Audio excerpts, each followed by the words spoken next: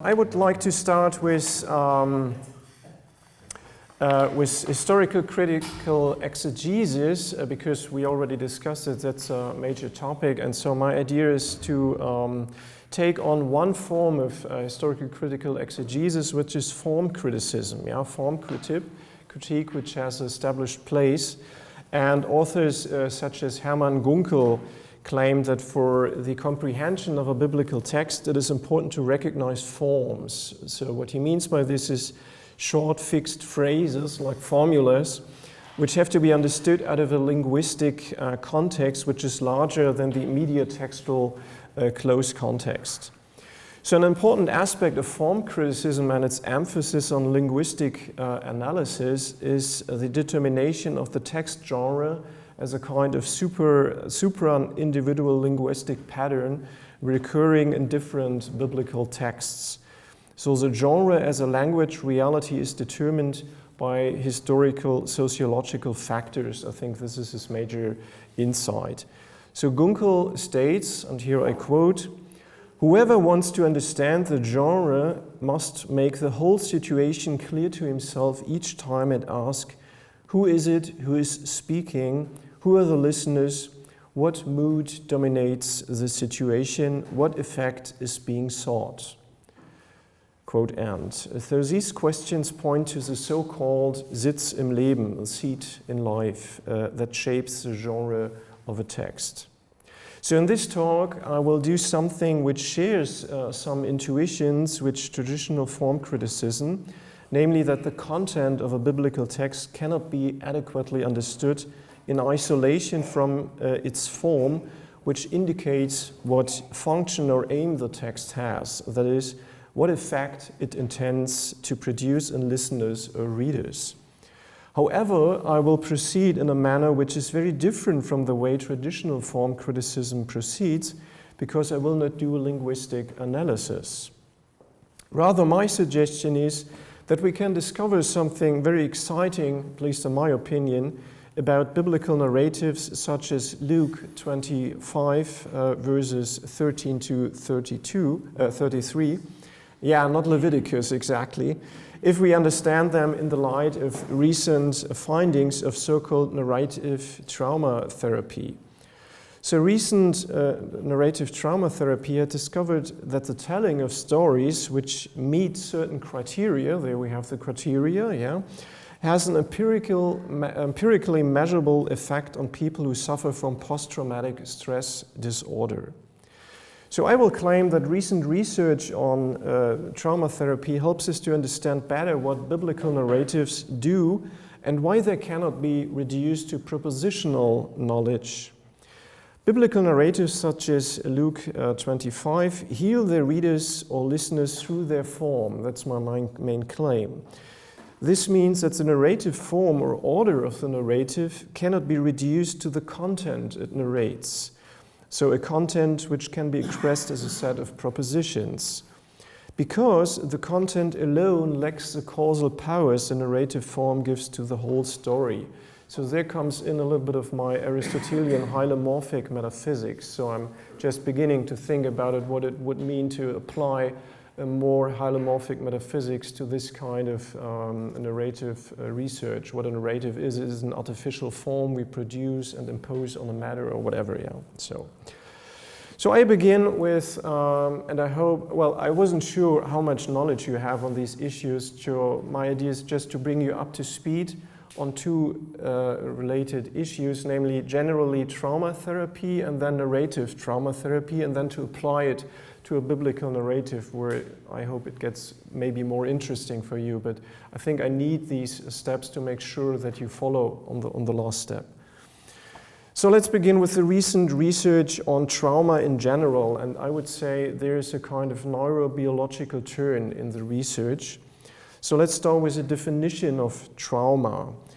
So Louis Redeman proposes the following definition, which is, I think, bright quad, maybe too sophisticated in philosophical terms, but I think we can work with that. So she says, a trauma is a psychic and or bodily injury which results from an event which meets the following criteria. Either a person is a victim of a life-threatening situation and that person gets seriously physically and or psychically hurt, or that person is threatened to get seriously physically and or physically, psychologically hurt in that situation. Or that person is a witness of a situation in which the life of another person is endangered or threatened to be endangered physically or psychologically also.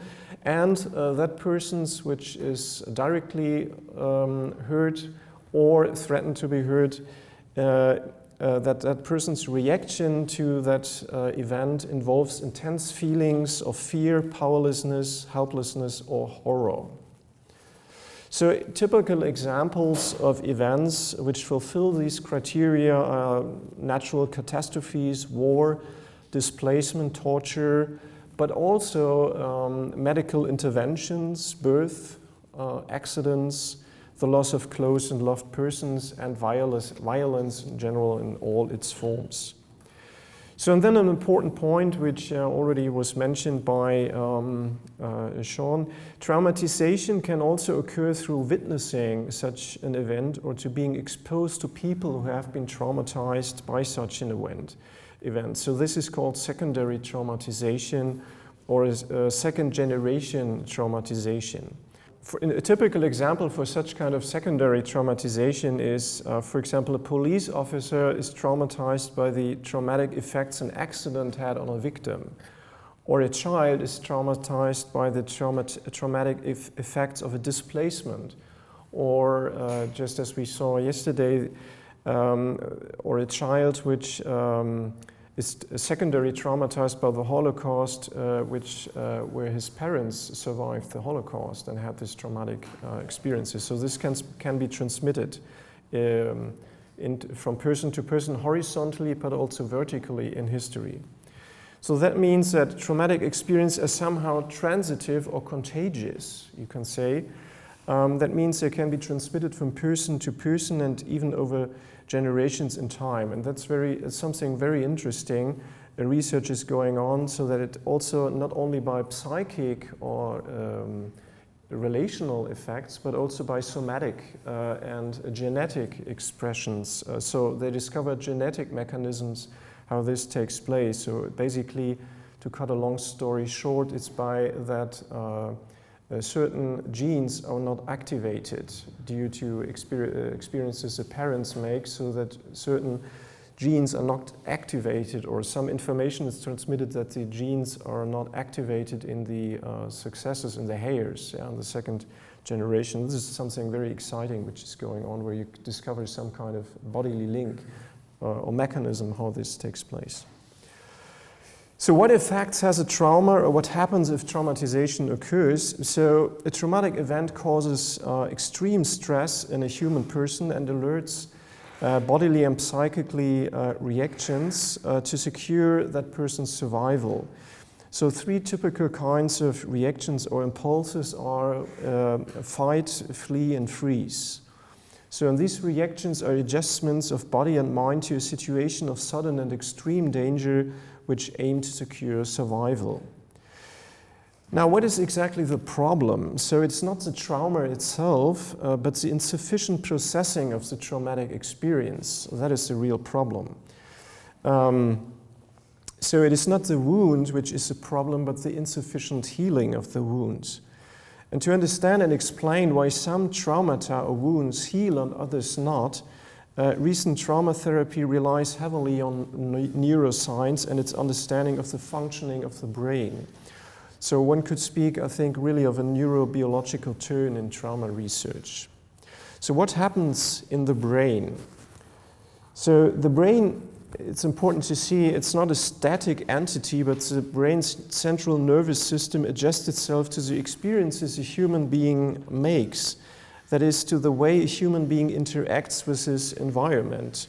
So this is called the neuroplasticity of the brain. So this neuroplasticity is essential for learning.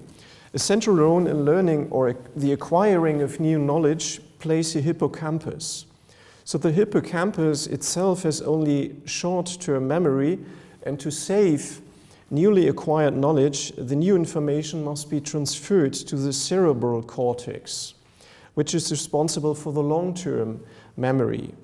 So, and the transfer usually happens during phases of deep sleep. So, and then the accompanying feelings of the newly acquired knowledge is saved in a different part of the brain, the so-called amygdala. So in normal circumstances, the hippocampus and the amygdala work closely together. That means that neurological connections between neurons are created. And these connections between newly acquired knowledge or information and feelings, for example, fear and pain, are responsible for the fact that we learn very quickly that certain experiences are unpleasant and that we should avoid them in the future. So in traumatizing circumstances, this connection or working together between the hippocampus and the amygdala is obstructed. So in particular, what is impeded is the rational processing of the experience. That is, the accompanying emotional dimension of the experience is saved in the amygdala, but the rational content or information of the experience is not properly processed through the hippocampus and consequently cannot be properly transferred to long-term memory in the cortex. So the experience is a kind of neurological loose end. That means the neurological connections with other neurons are missing or insufficiently developed. Due to this lacking connection to other neurons, the newly acquired information cannot be processed. It cannot be processed because the information cannot be connected to the whole, to the rest of the information. It does not really fit in the already acquired web of information. Thus, what happens when a person experiences a trauma is what can be called a hippocampal amnesia. That is, the person is able to remember feelings, images, and corporeal reactions to and associated with a traumatic event, but does not remember what exactly happened in external reality. The person has no memory of the concrete objective situation and has memory only of the accompanying subjective feelings, certain images, corporeal reactions, and so on. So this hippocampal amnesia happens because the connection between the hippocampus and the amygdala is severed or disabled due to a massive shot of stress hormones which are outpoured into the organism at the event. These hormones do not allow the nerve cells of the hippocampus to work properly. From an evolutionary point of view, this makes a lot of sense. I mean, if a dinosaur or a tiger appears suddenly in front of you, you do not have time to think your options through, to think, oh, is it a tiger, is it not a tiger, or something like that, So very low prospects for philosophers to survive,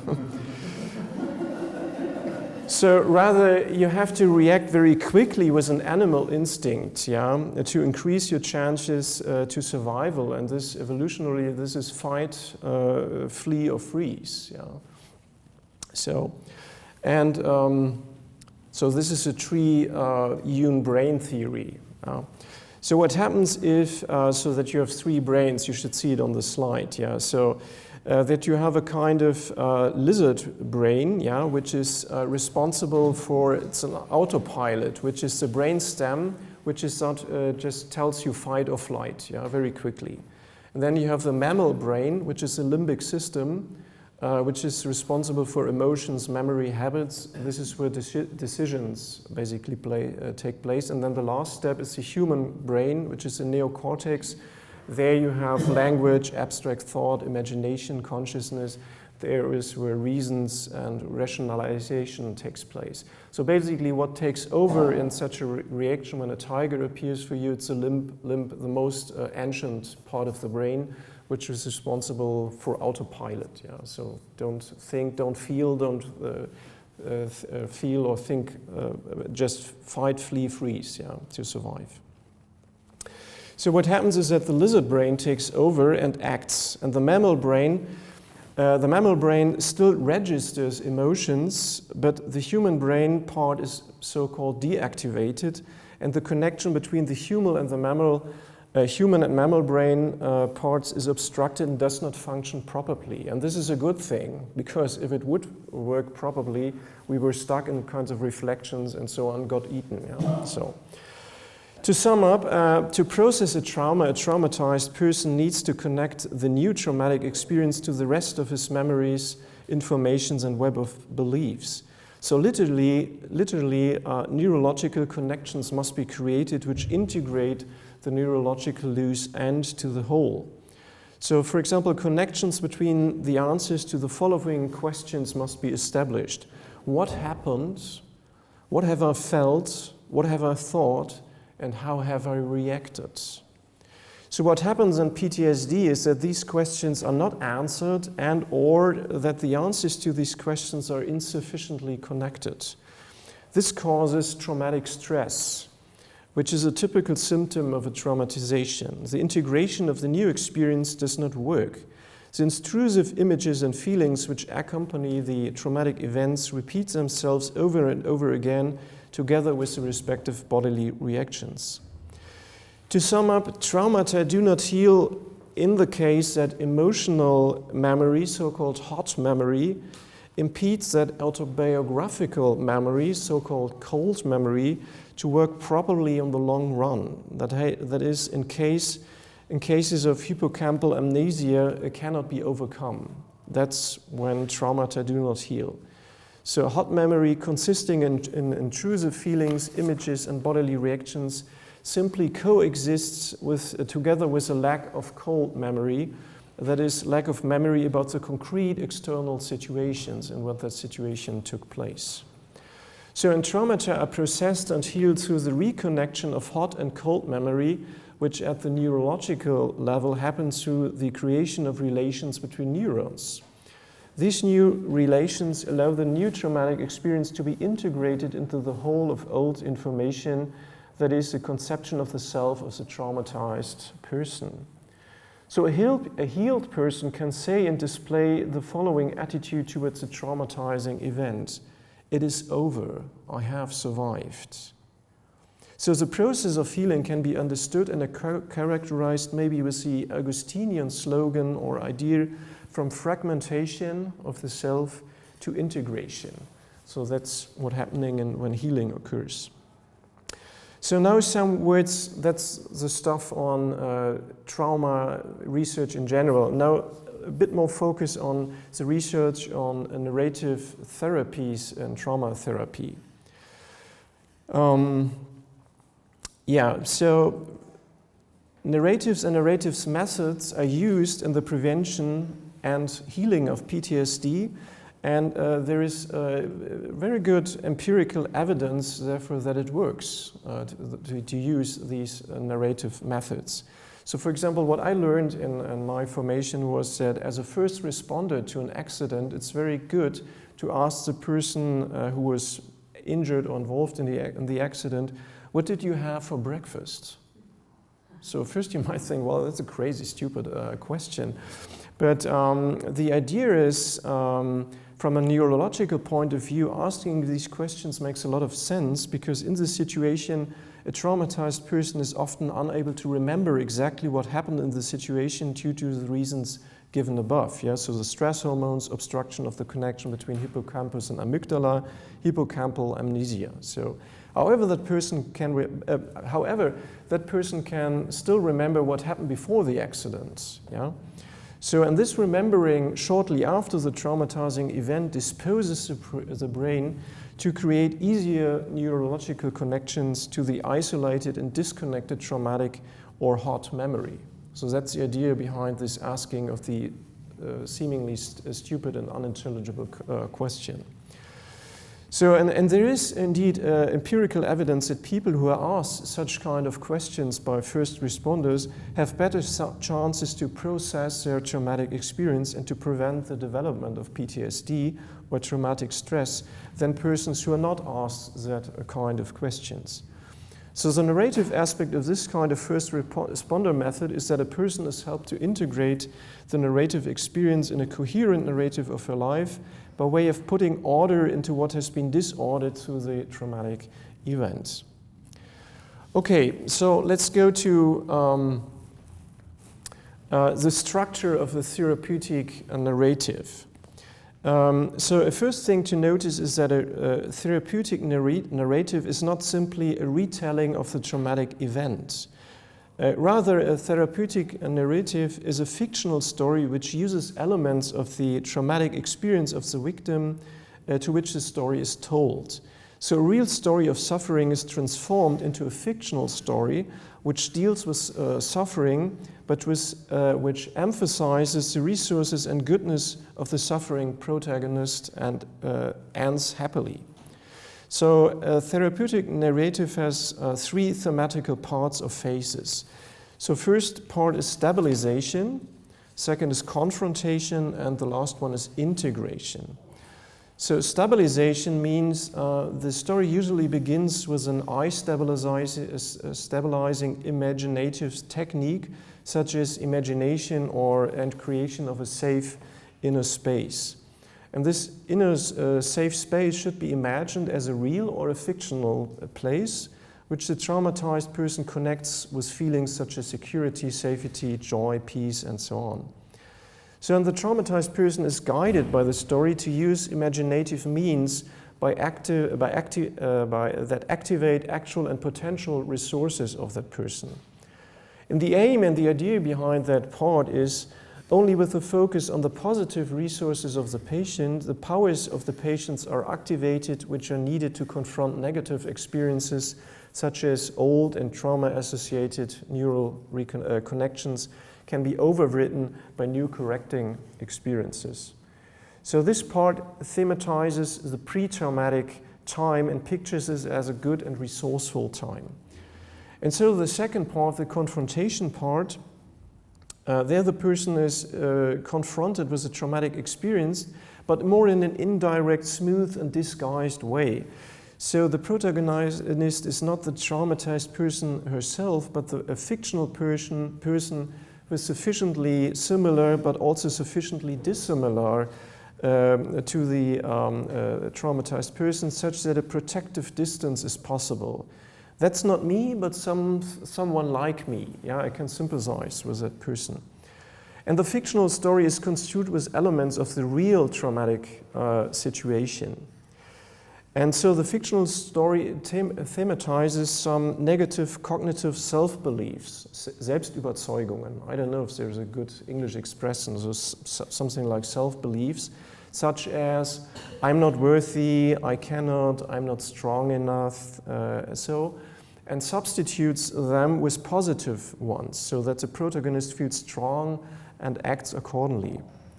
And another important point is that persons who play an important role in the real life of the protagonists, but who are not associated with the traumatic experience itself, of course, appear in the story. Yeah?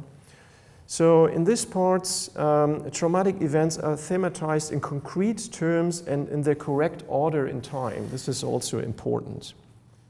And also it is important that all senses are addressed and feelings, sensations, smells, voices are described in concrete terms and are brought into connection with negative self-beliefs and contemporary symptoms of PTSD. So for example, a phrase which could appear with, the girl still feels anxiety if an unknown person enters the room, or something like that. Yeah? And through a kind of causal linking, such phenomena are explained to that person. So in this part, the traumatic elements of the real experience are combined with a description of the resources that the fictional character exposes in dealing with a similar situation. Yeah, and so this combination serves a following purpose, that the traumatized person should make an experience of a discrepancy or mismatch between his or her own traumatizing experience and the experience of the fictional character with which he or she identifies when she listens to the story. So the story is filled with elements that depict how the protagonist copes or masters a challenging and threatening situation. And this is supposed to support the mastery of processing of the dysfunctionally saved traumatic memories. Yeah, and so the construction of this middle part should meet the following three criteria. It should actualize the traumatic experience, so an actualization of the traumatic experience should be possible. Yeah? So it should be, the description of what the fictional character experienced should be similar enough to the traumatic experience. Then you should have a meaningful reframing of the traumatic experience. So the fictional story reframes the traumatic experience in such a way that it becomes meaningful. So that is, that feelings, motives, actions of the fictional protagonist all make sense. And the fictional story tells how and in which way the protagonist, maybe with the help of others, is able to deal with a challenging and threatening situation in a good way. And a third criteria is value orientation. That means the narrative is clear on what is good and bad and names responsibilities. So the protagonist is described as a person, for example, who is free of shame, guilt, and who is not responsible for his own suffering. So the story transmits hopes for the future and a positive development of the protagonist. So that was the middle part, the confrontation. Now the third part, which is the integration. This part thematizes the post-traumatic time of the protagonist, which is associated again, like the pre-traumatic part of the story, with positive feelings, positive self-beliefs, resources, and so on. So the story depicts positive changes and developments of the protagonists. So for example, a sentence could appear, from now on the protagonist says always loudly no and looks for help if she experiences such kind of things, events. That is, a better social integration with new friends appears, or also new insights which the protagonist has gained.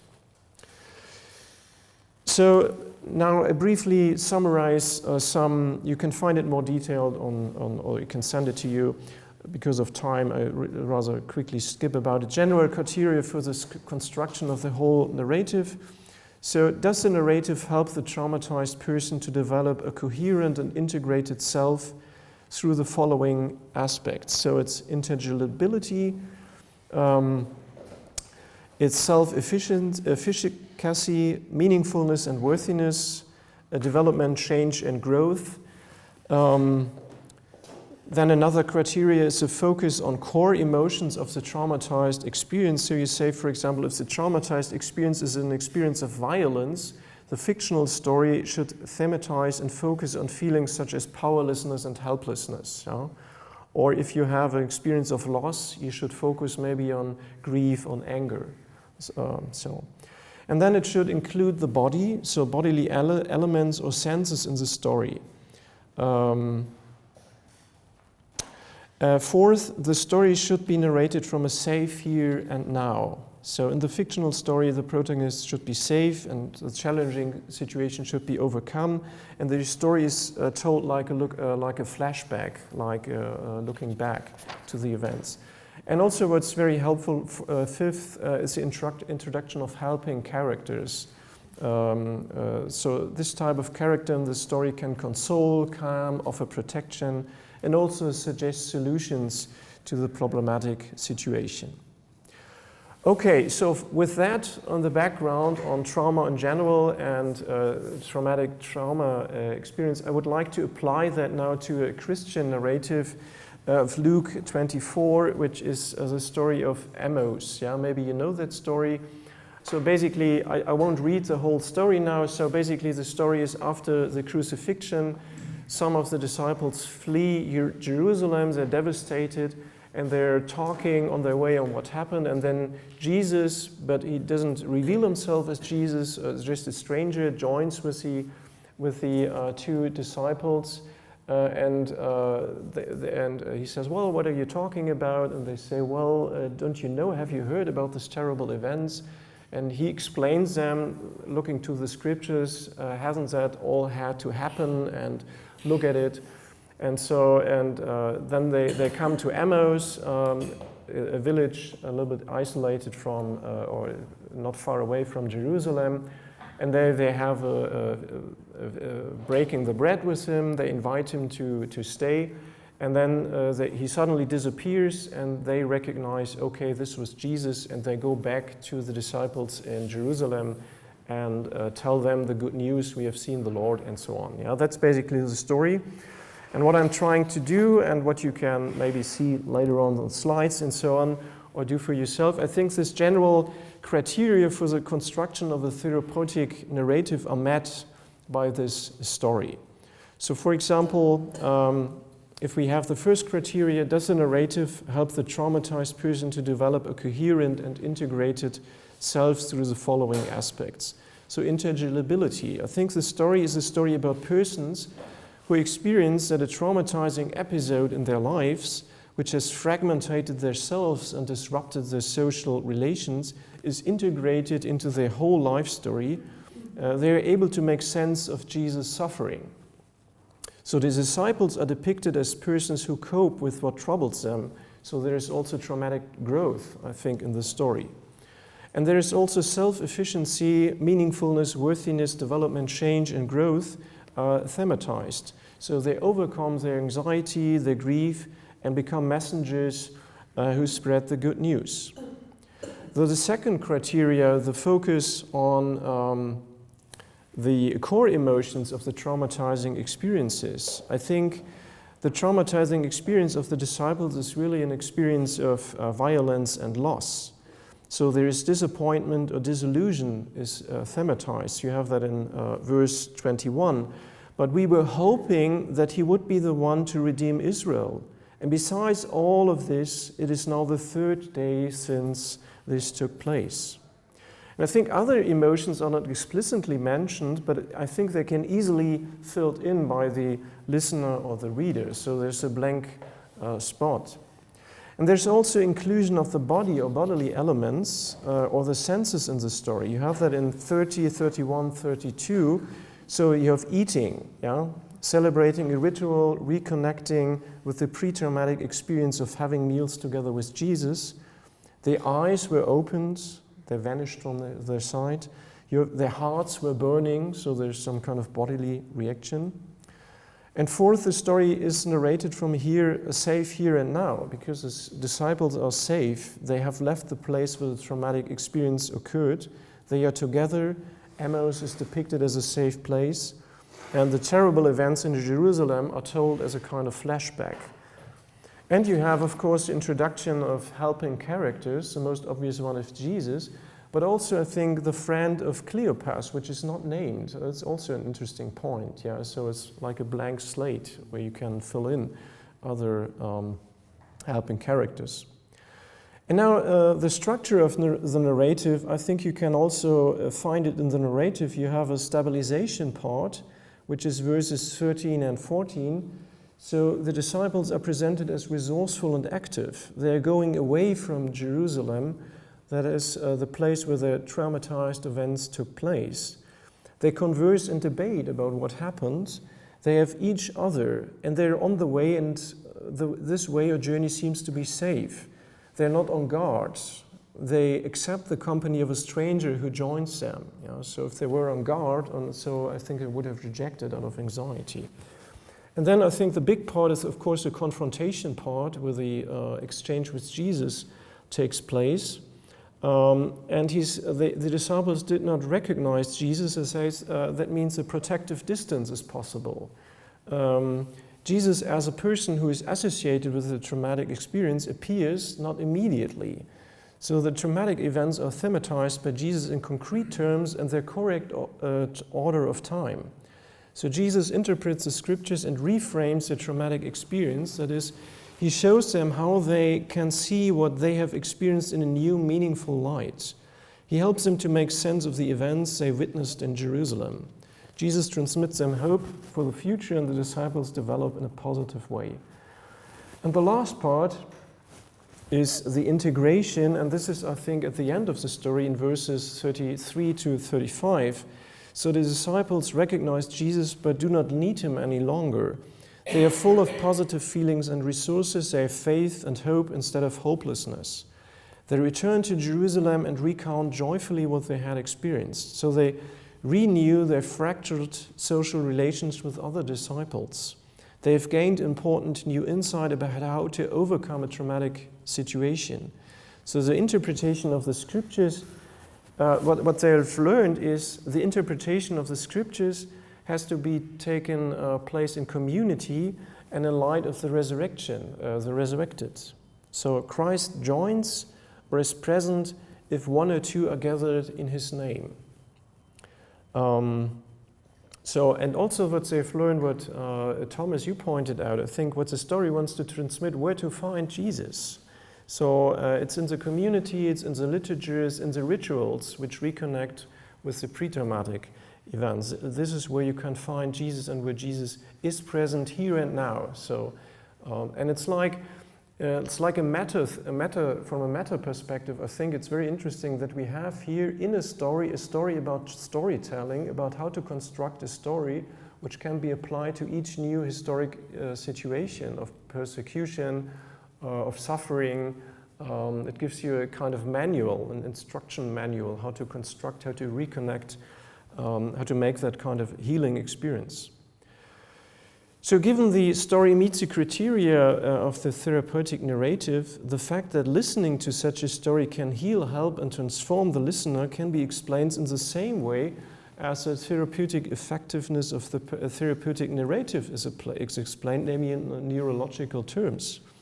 So biblical stories like that story heal and transform the listeners or readers through the narrative form. So the listening or reading to the story helps the listener or reader to reconfigure its brain by creating new neurological connections. And these new relations allow the problematic traumatic experience to be integrated into the whole of the old information, that is the conception of the self as a traumatized person. So put simply, the biblical story helps the reader or listener to overcome his or her fragmentation, which occurred through traumatizing suffering, and to become a more integrated self. So 2 concluding remarks. First, I have shown that recent research in disciplines such as trauma therapy and neurobiology helps us to understand better why biblical narratives cannot be reduced to propositional knowledge.